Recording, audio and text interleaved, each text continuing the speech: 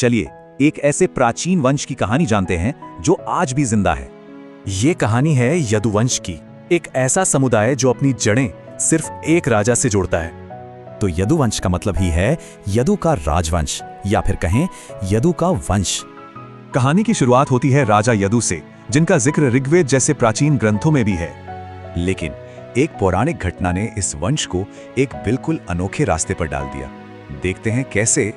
सब कुछ शुरू हुआ एक अजीब सी मांग से, जिसके बाद हुआ एक इनकार और फिर मिला एक श्राप। और इसी श्राप की वजह से यदु के वंशज शाही सोमवंश का हिस्सा कभी नहीं बन सके। इसके जवाब में यदु ने अपने वंश को एक नई पहचान दी, यादव या यदुवंशी। आगे चल के जब ये वंश बढ़ा तो ये दो बड़ी शाखाओं में बट गया। और दिलचस्प बात यह है कि ये बंटवारा सिर्फ वंश का नहीं बल्कि भौगोलिक भी था। तो पौराणिक कथाओं से हटकर अब इतिहास देखते हैं कि वहां यदुवंशियों का जिक्र कैसे मिलता है।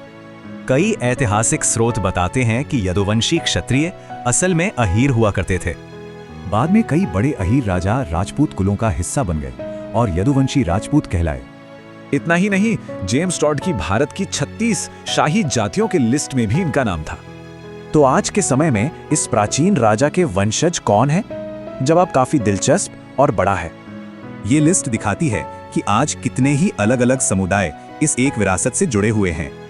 इस वंश का प्रभाव मैसूर साम्राज्य के पूर्व हिंदू राजवंश तक भी फैला हुआ था।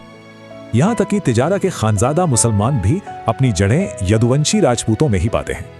तो यदुवंश की ये कहानी एक बड़ा सवाल छोड़ जाती है कि एक पौराणिक विरासत आज की पहचान कैसे बनाती है।